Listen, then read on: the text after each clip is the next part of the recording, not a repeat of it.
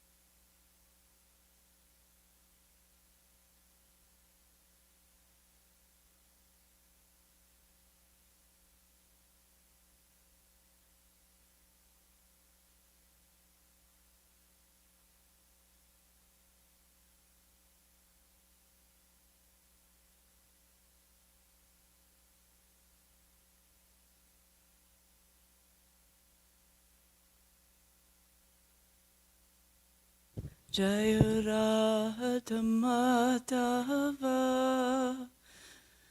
Kunja Bihari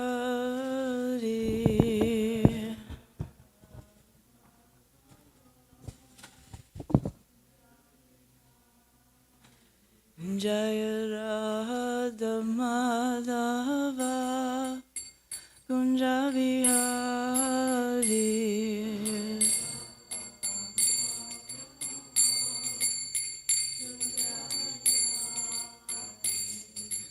Gopi Jana Vallabha Girivara Dhari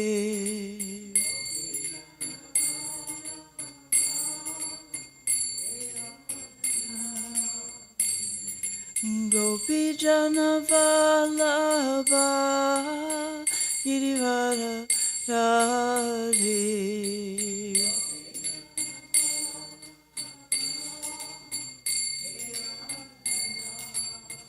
Yashoda Nandana Braja Jana Ranjana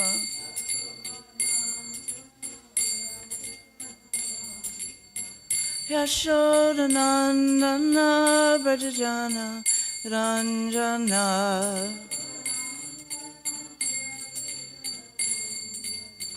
Yamuna Tira Vanachari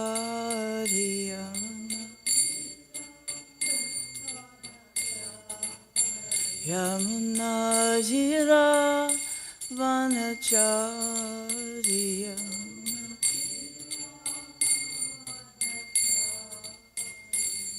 Jaya Radha Madhava Kunja Bihari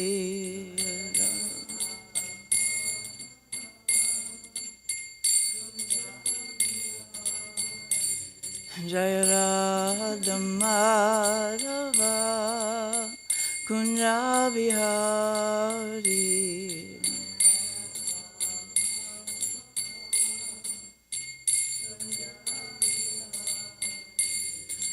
Gopi Jana Vallabha Girivara Dhari Gopi Jana Vallabha Girivaradari Gopi Jana Vallabha Girivaradari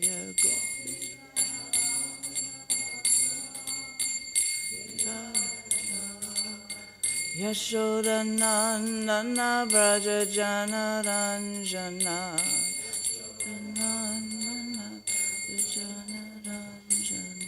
Yashoda Nandana Braja Jana Ranjana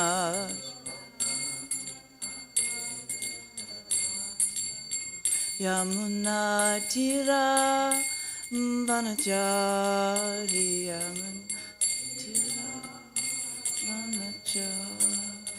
Yamuna Tira Vanachari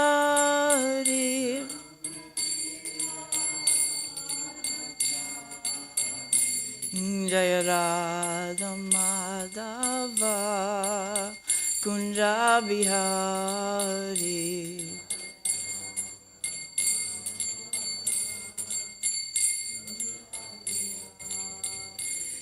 Jaya Radha Madhava Kunja Bihari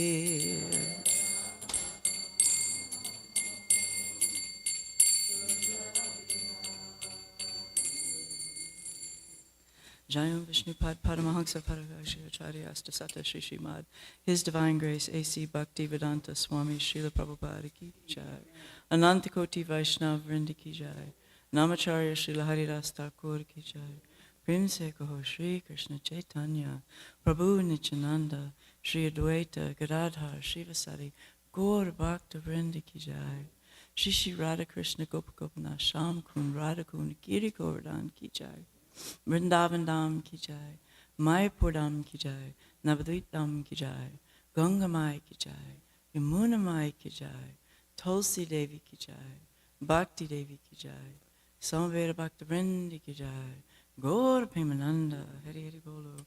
All glories to the assembled devotees, Hare Krishna. All glories to the assembled devotees, Hare Krishna. All glories to the assembled devotees. Hare Krishna. All glories to Shri Shri Guru and Gauranga and His Divine Grace. Srila Prabhupada Ki Jai.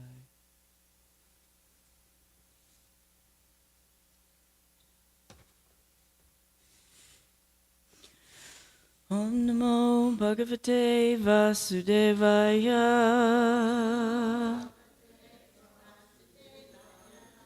Om Namo Bhagavate Vasudevaya.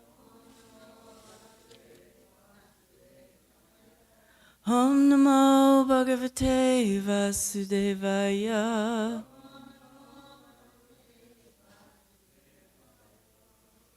So we're in the 10th canto, chapter 52, Rukmini's message to Lord Krishna, and text 42. Anta Parantara Charim Anihatya Bhadun Tvam Udvahe Katam Iti Pravadhami Upayam Purve Jur Asti Mahati Kula Deva Yatra Yajam Bahir Nava Vadur Girijam Upayat. Yeah. Anta Puranta Charimat Hachaba. Anta Puranta Racharim Manihacha Bandum.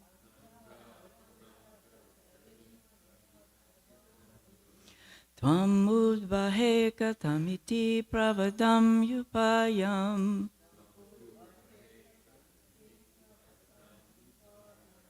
Purve Jurasti Mahati Kuladeva Yatra.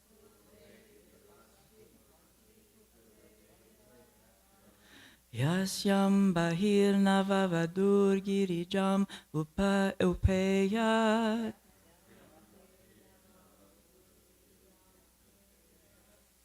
Anta purantara charim manihacha bandun.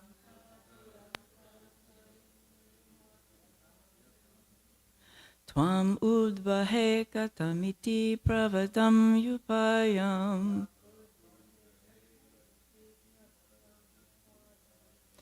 Purve jurasti mahati kuladeva yatra.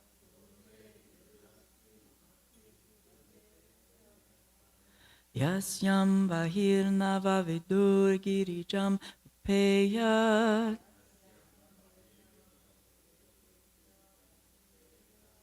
Anta purantara charim manihaya achabandun.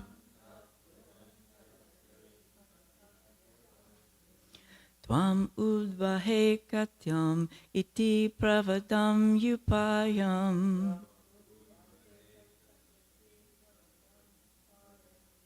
Urve jurasti mahati kuladeva yatra. Yasyam bahir navavatur girijam peya.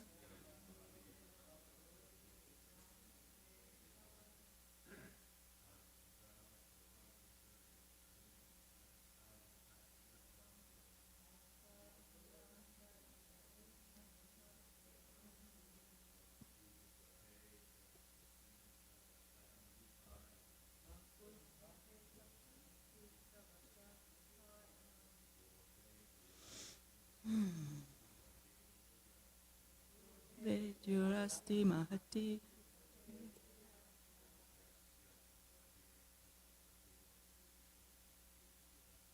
Yam bahu nuyutu icham upeya.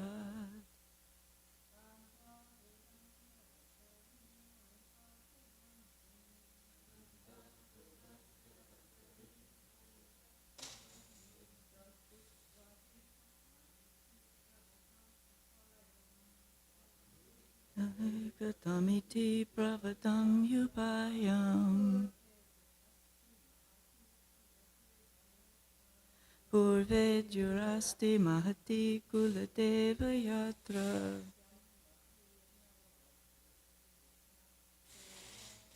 Yasyam bahir navavatu girijam upeya.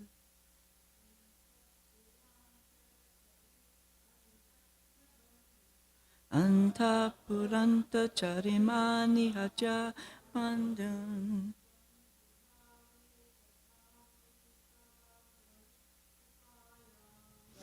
Nayudvahe katamiti pravadam yupayam.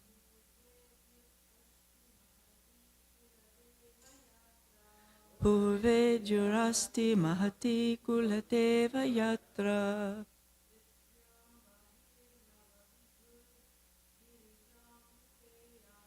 Yasyam bahir navavatur girijam upeya.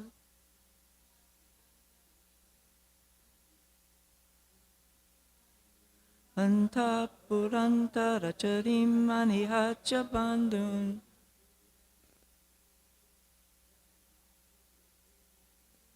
Tvam udvahe katamiti pravadam yupayam.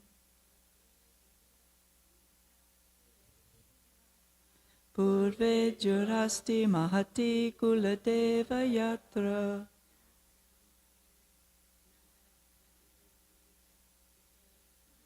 Rasyam bahir navavatu girijam upeya. Anybody else? Antapura, the women's quarter of the palace. Antara, within.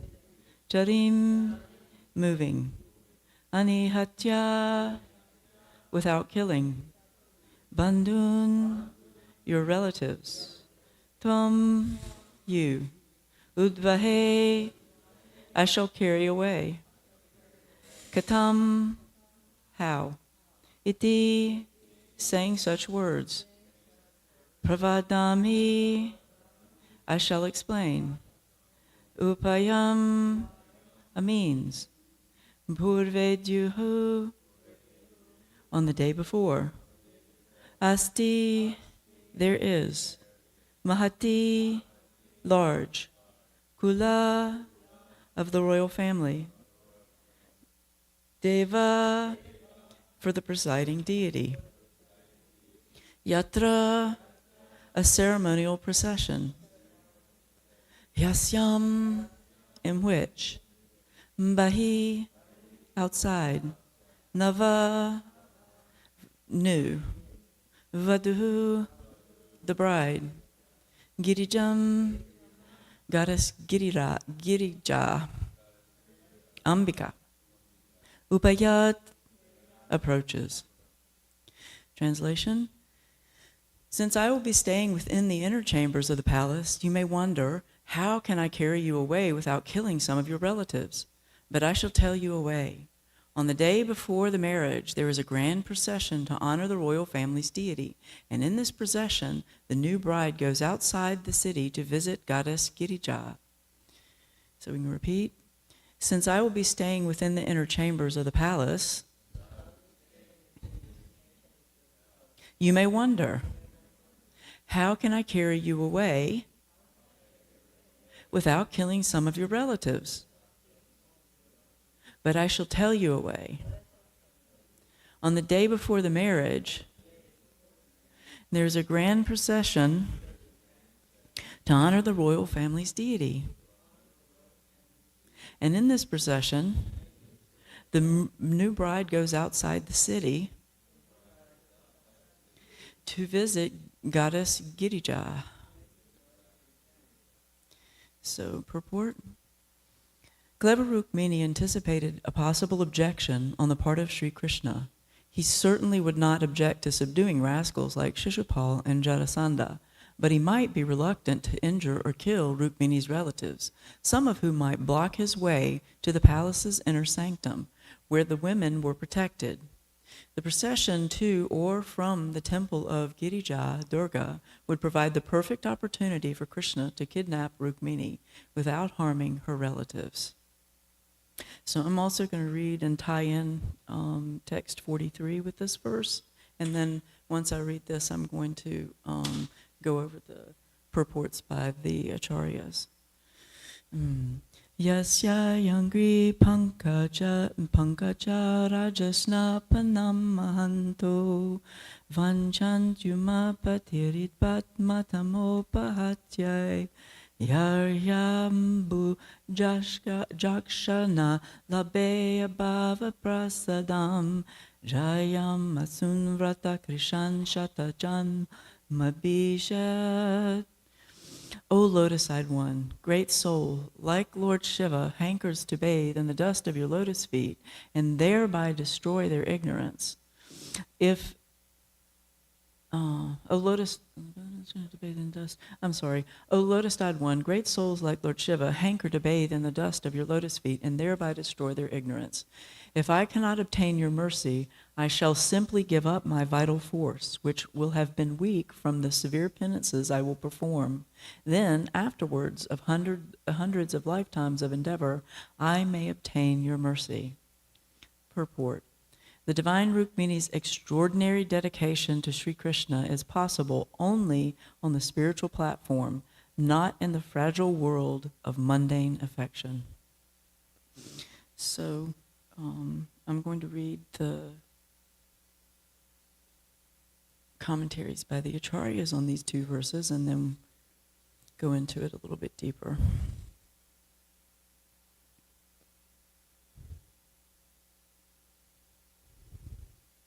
So Vishwanath Chakravarti Thakur shares, and these are basically descriptive on the first verse, and then the second verse goes a little bit deeper into this amazing personality of who Rukmini is and her dedication and her love for Krishna, undying, undoubtful, unstopping, it's just amazing. So Vishwanath Chakravarti Thakur says, let Shishupal's troops get killed. However, stealing from you from within the city will certainly lead to killing your relatives. How can my desire be fulfilled without killing? There is a temple of Durga outside the city. You can easily steal me from there without killing my relatives. And Jiva Goswami, in great distress, she further describes the events of the coming day and gives instructions. I stay within the inner chamber of the palace. There will be a procession to the temple of the family deity tomorrow, the day before the marriage. She states that this will definitely happen. At which moment will this happen? How would I know? This is Krishna. There's this little dialogue going on between Krishna and Rukmini that the acharyas are sharing with us and going into a little bit deeper versus just the verses. It will be very evident because there will be a huge Mahati festival with instrumental music. It is a custom with the new bride that the new bride enters the temple of Durga outside the city.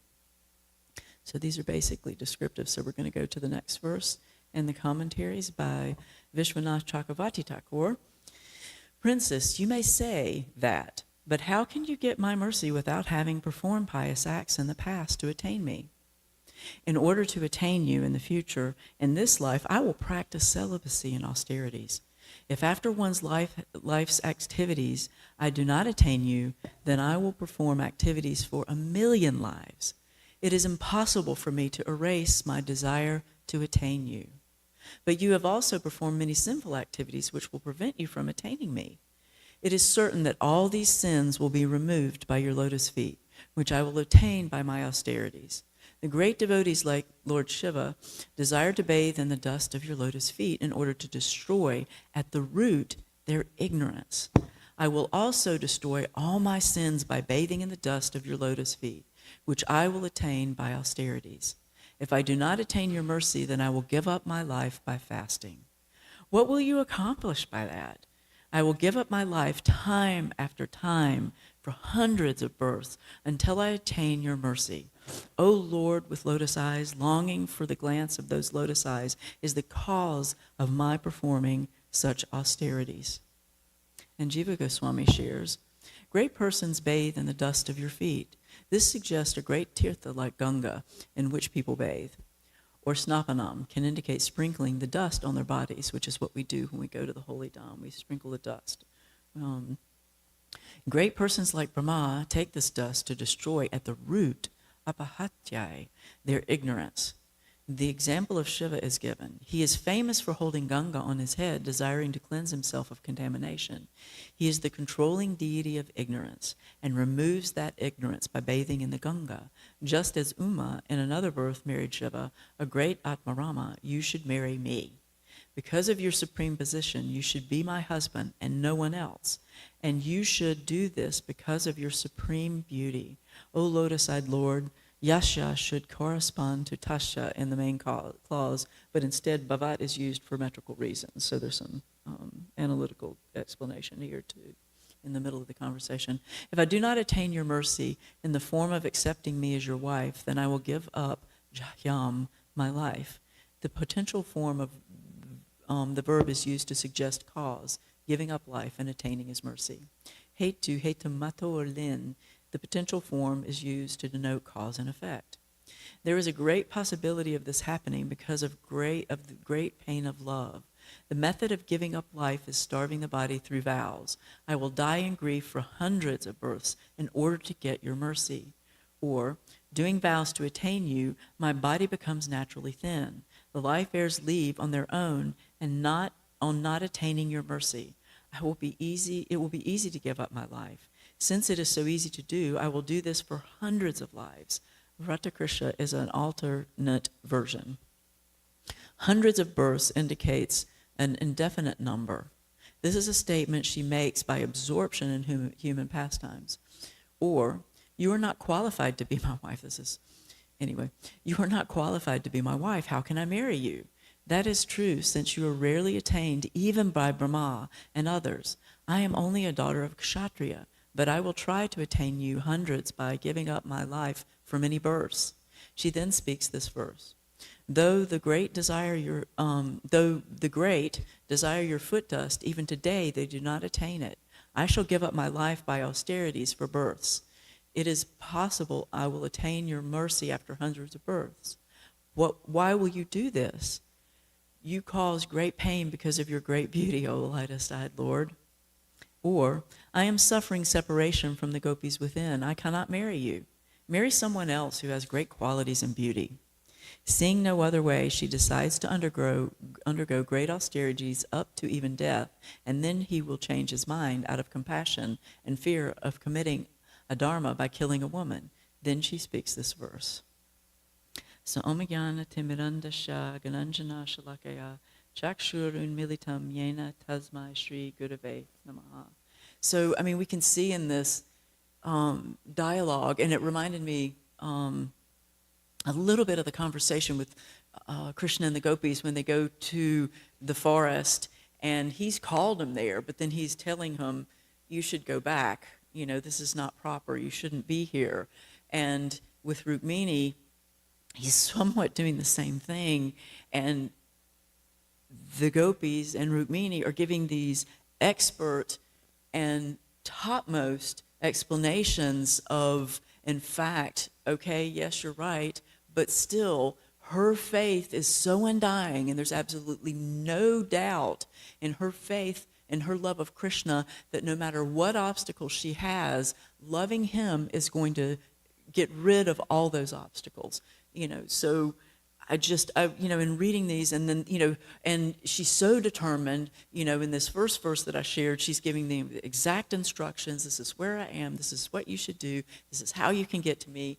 You know, I'm like, there's like no, you know, speck of dust left and, you know, any doubt in how he should get to her and obtain her. And she's going to make sure, no matter what, that she's going to get out of this situation with Shishupal. There's like, no way I'm marrying Shishupal, because her love is so great, you know, for Krishna. And, you know, I remember watching the Mahabharata, and it was the newer version, and it's not necessarily correct in all aspects, but in her room, she had all these paintings and drawings and curtains, and everything had, you know, anything to do with Krishna, right? You know, like peacock feather or a picture of Krishna, you know, whatever it was, she was totally surrounded. And, you know, and that in that situation, you know, the ladies were basically in their rooms or, you know, in protected areas, which is what she's giving descriptions of. And she's surrounding herself with Krishna. And to me, you know, that's indicative of what we should do. You know, we should constantly surround ourselves with Krishna consciousness, with pictures, with the literatures, with the association of the devotees, you know, Krishna Katha, the chanting of, you know, the holy names, you know, to constantly inundate our consciousness, because we, on the other hand, are not Rukmini. And in the second purport, it says, the divine Rukmini's extraordinary dedication to Sri Krishna is possible only on the spiritual platform, not in the fragile world of this mundane affection, right? So we're not on that extraordinary platform, or at least I'm not on that extraordinary platform of having that much love and dedication to Krishna, but I have that desire to have that, you know, and that's what we work towards, is creating that desire in whatever way we can to dedicate our lives to Krishna, so that we can understand how fragile and imperfect and wrong mundane love is, or mundane affection is.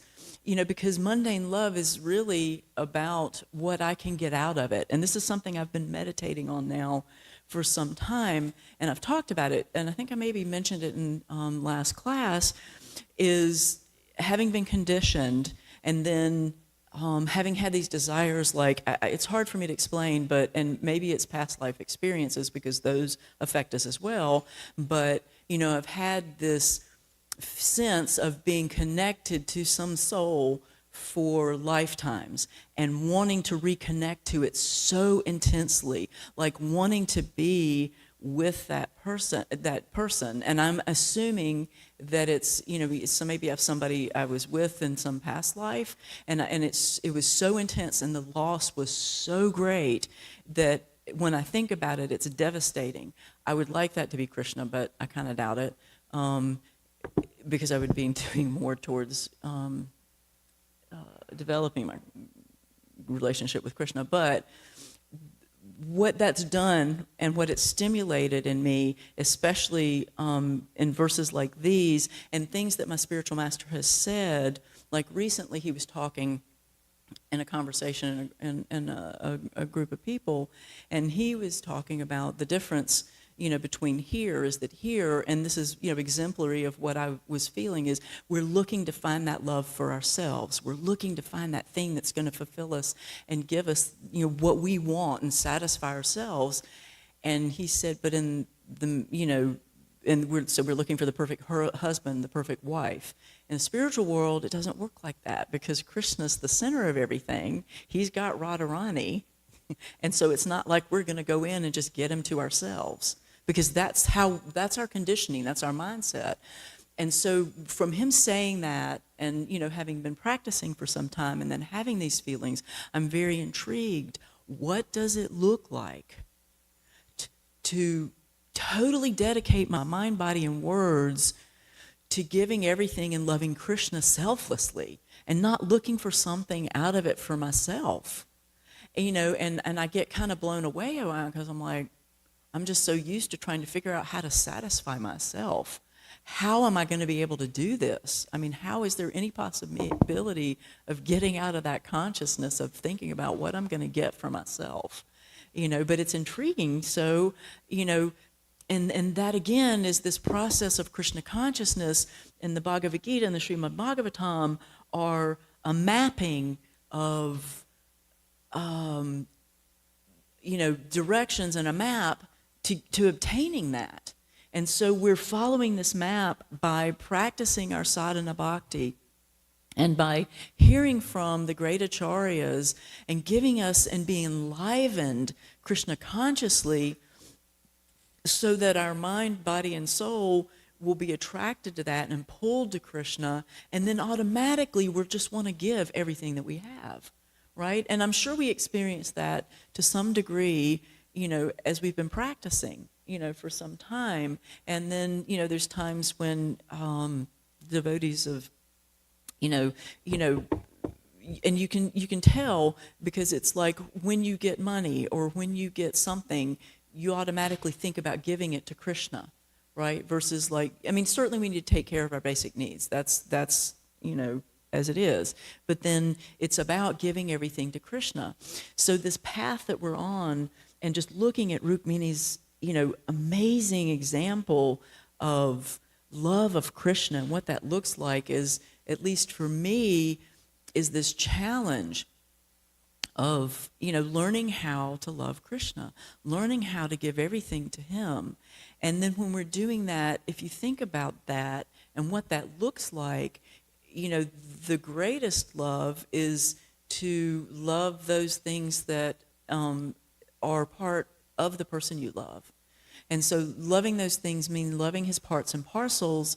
And so you love all the devotees, you love every living entity, because you know that it's connected to Krishna, right? And so your whole mood changes and your whole consciousness changes. So it's about that commitment that we can make to striving, to obtaining that. I have a ring on my right finger, and I actually bought that and made a choice to marry my devotional service, because I wanted to dedicate myself in a way that, that there was some commitment. And I'm a visual person, I need visuals and I need something tangible. And so I get up day after day knowing that I made that commitment. And not to say that there aren't days when I would like to take it off. I would like to just walk away from my commitment and, give up and get a divorce from all my responsibilities.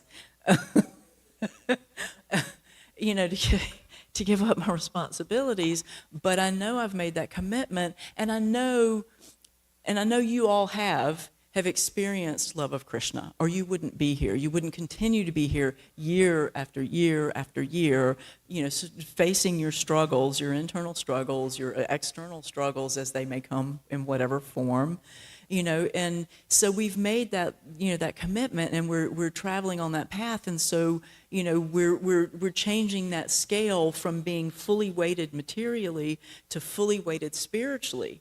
Right, and so, and it takes time. There's progression. There's a little bit of up and down, on the balance as it slowly shifts. But so that we can get to this place of extraordinary dedication, to Krishna, and understanding how fragile it is otherwise not to take shelter of Krishna, right? And so finding a way, to constantly keep Krishna in our hearts, like Rumini, and by doing that, we're giving him instructions on how to get to our heart, by removing all these different obstacles of obtaining Krishna. And I just was thinking about, too, of how strong, she is, how there is no doubt for her. And there's a famous verse,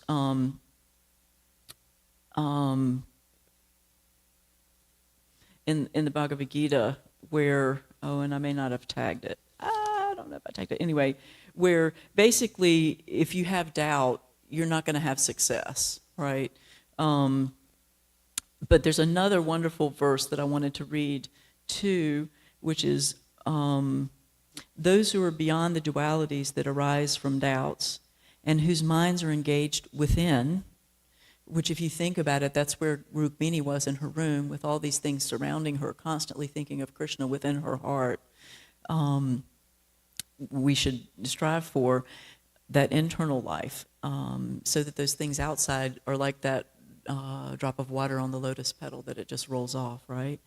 Who are always busy working for the welfare of all living beings. Again, being connected to Krishna means love in all his parts and parcels, and who are free from all sins, achieve liberation in the Supreme. Only a person who is fully in Krishna consciousness can be said to be engaged in welfare work for all living entities. When a person is actually in the knowledge that Krishna is the fountainhead of everything, then when he acts in that spirit, he acts for everyone. So again, going back to what I was saying, how when we really have Krishna in the center of the life and we're giving him everything that we have, we're actually acting for the welfare of everyone, right? Because they can see our example through our living. The sufferings of humanity are due to forgetfulness of Krishna as the supreme enjoyer, the supreme proprietor, and the supreme friend, knowing our position. So we're learning what our real position is. We're not the sinner. It's not about everything coming to us. It's about giving everything to Krishna. Therefore, to act to revive this consciousness within the entire human society is the highest welfare work. One cannot be engaged in such first-class welfare work without being liberated in the Supreme. A Krishna-conscious person has no doubt about the supremacy of Krishna. He has no doubt because he is completely freed from all sins. This is the state of divine love, right? Whoa, Bhagavad Gita 5:25. A person engaged only in ministering to the physical welfare of human society cannot factually help anyone. Temporary relief of the external body and mind is not satisfactory. The real cause of one's difficulties in the hard struggle for life may be found in one's forgetfulness of his relationship with the Supreme Lord. When a man is fully conscious of his relationship with Krishna, he is actually a liberated soul, although he may be in the material tabernacle. I love that word. It's a cacophony of sound, constant barrage of stuff. It's just like so easy to get distracted, right? But the real cause of one's difficulty in the hard struggle of life may be found in one's forgetfulness of his relationship with the Supreme Lord. And we can see with Rukmini, there is no forgetfulness. There is no doubt. She's obtained this knowledge. And so for us, whatever we're struggling with, whatever we're frustrated with, we're angry, we're sad, it's to the degree we're not connected to Krishna. Because the more we're connected to Krishna, the less those things have an effect. And I can say that for one to myself. And the core of that, the essence of that, is the chanting of the Maha Mantra and the chanting of the holy names. That is our ticket to obtaining our relationship with Krishna. The other thing is the relationship of that we have with our spiritual master.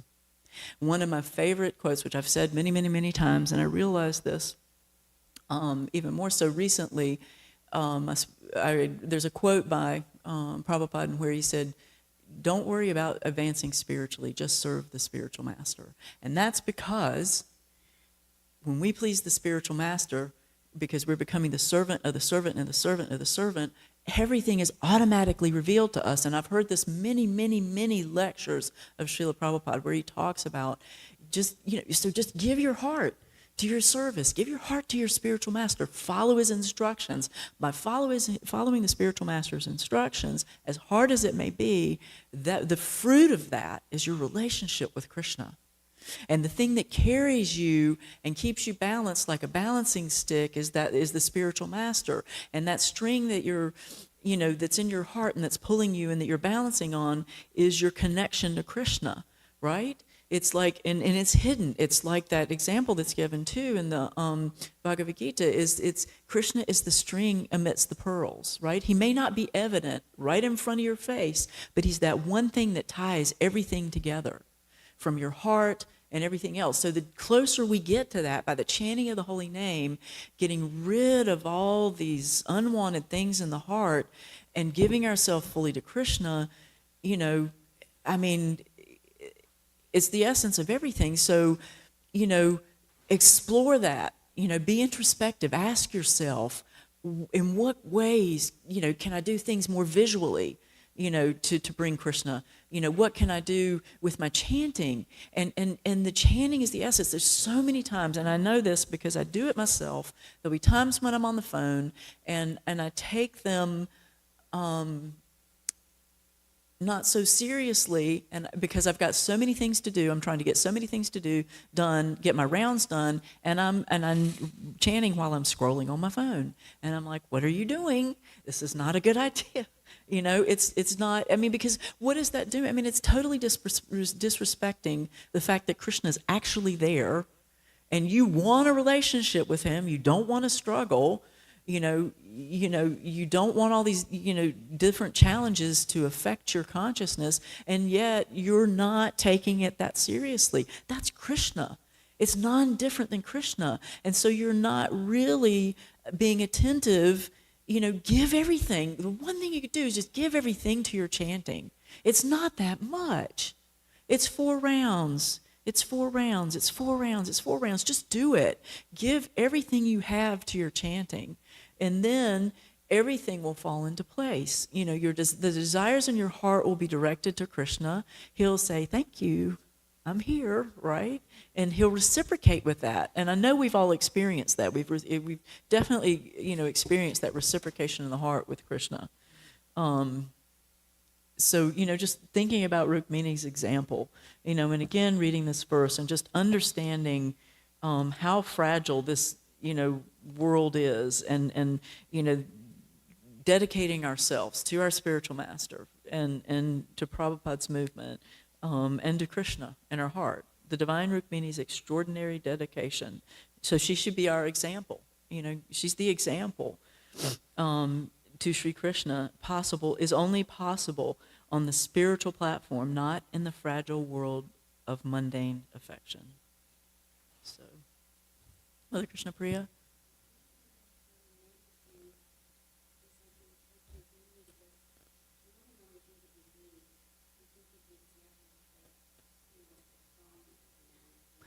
Right.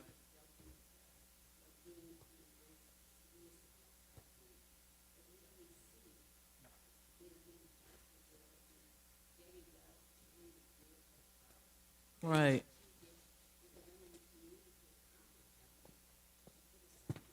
Right.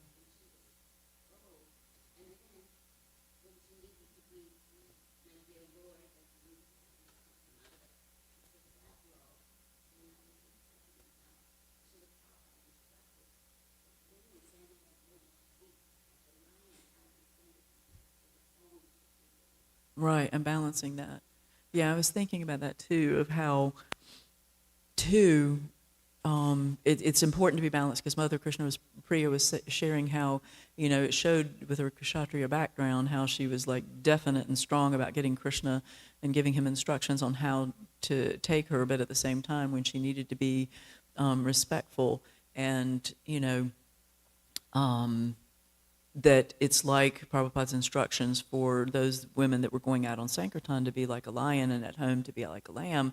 And so, understanding these things, and I think that's actually everybody's responsibility, not only females, but males too, of understanding what humility means, right? Knowing when to be strong for Krishna, and, then also showing respect and humility towards everybody.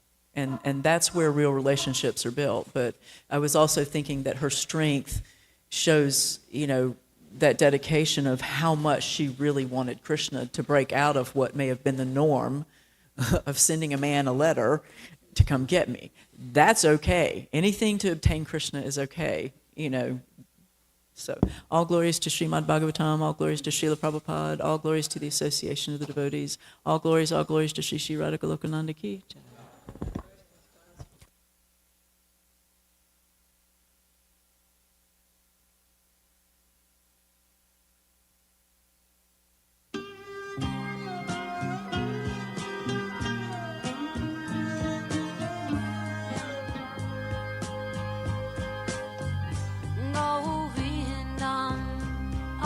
Purusham Tamaham Bhajami Govindam Adi Purusham Tamaham Bhajami Govindam Adi Purusham Tamaham Bhajami